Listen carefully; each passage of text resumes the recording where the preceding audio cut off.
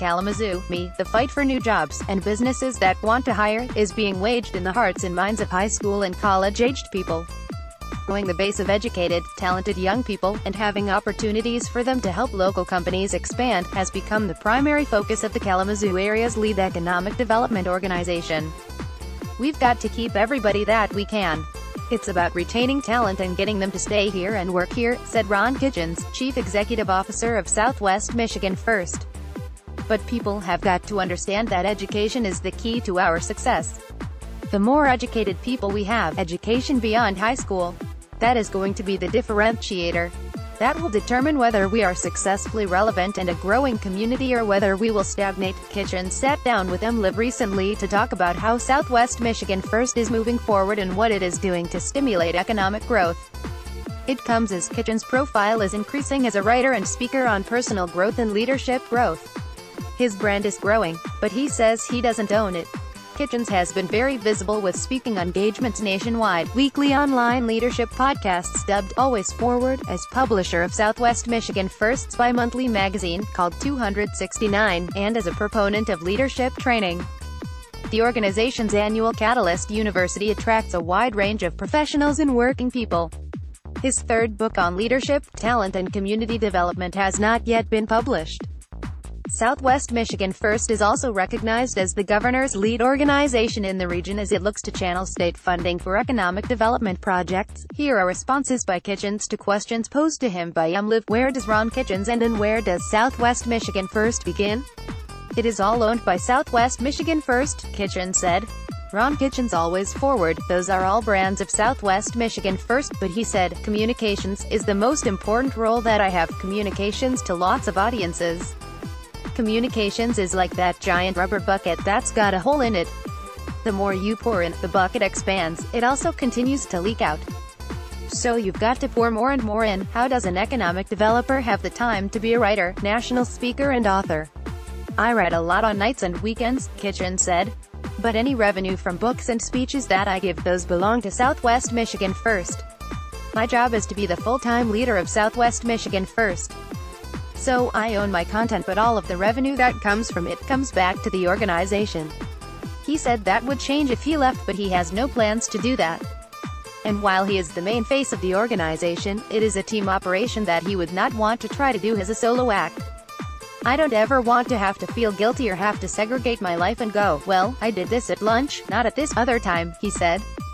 I just want to live this really inclusive life that allows me to be creative. You get a great idea, you want to stop and write it down. And I don't want somebody to ask, okay, whose time were you on? No. No, this all belongs to this organization, which I love. And I would do this job for free if I could afford it. He is well paid, however, with reported compensation of more than $530,000 in 2016, not counting about $37,500 in additional compensation that year from Southwest Michigan First and related organizations. Southwest Michigan First had total revenues of more than $5.5 million that year. The lion's share of that, some $3.1 million, was annual contributions made by area businesses and organizations, according its annual tax return that is public record. The organization has a staff of 28 but is looking to expand to 35. Where are the groundbreaking ceremonies and ribbon-cutting events for new businesses? Where do things stand as far as Southwest Michigan First's creation mission goes? Our focus is on the belief that the greatest force for change is a job, Kitche said. That will never change. That is who we are. That is core to everything we do. How we do that changes depending on the economy in the region, in the country. It depends on the availability of resources. Unemployment rates in the Kalamazoo-Portage area ranged from just under 4% to just over 5% during the last 6 months. At that rate, we're essentially at full employment right now, he said. That does not provide an adequate pool of workers from which employers can choose. 80% of all new jobs are the result of expansions by companies already here, he said. 20% is from new development.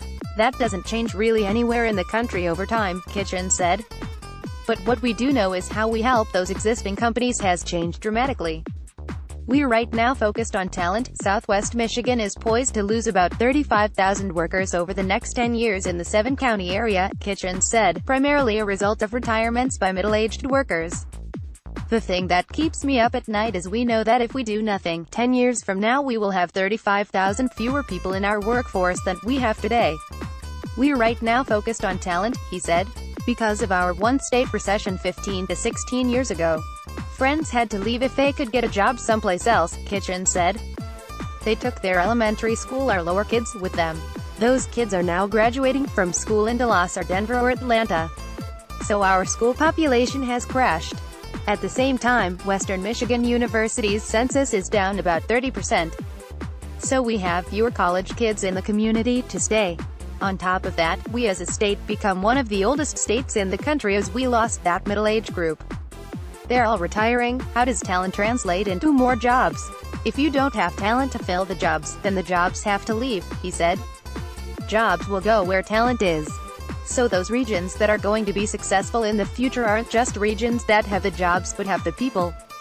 The talent is now the raw material. As the leader of the region, Kalamazoo County will have to have an incredibly strong focus on growing and retaining college graduates, Kitche said. That includes encouraging more students to gain a technical certificate, a community college degree or a four-year college degree. How is that happening? Kitche said Southwest Michigan First is working in the public schools through the Kalamazoo Regional Educational Service Agency, helping CRESA expand its involvement with manufacturers and primary employers. Their work career program is already phenomenally good at healthcare and food service, Kitche said of CRESA. Manufacturing has not been a great partner. The Economic Development Organization is also working with community colleges in the seven-county area and with Western Michigan University. WMU President Edward Montgomery is a believer in internships, Kitche said. Southwest Michigan First facilitates some 30 to 50 internships through the Monroe Brown Internship Program. We know that when we interview kids that about 35% of them plan to stay in the community before the internship, Kitche said.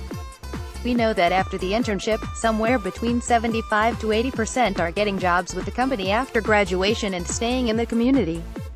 They're staying in the community and working for the company they did an internship with. Southwest Michigan First is in the throes of a physical expansion. Its offices at 241 East Michigan Avenue are soon to be expanded. In anticipation of that, its staff is relocating temporarily to 261 East Kalamazoo Avenue. A space that formerly housed VML, an advertising, marketing firm, became a tenant late last year of the new Foundry building at 600 E. Michigan Avenue.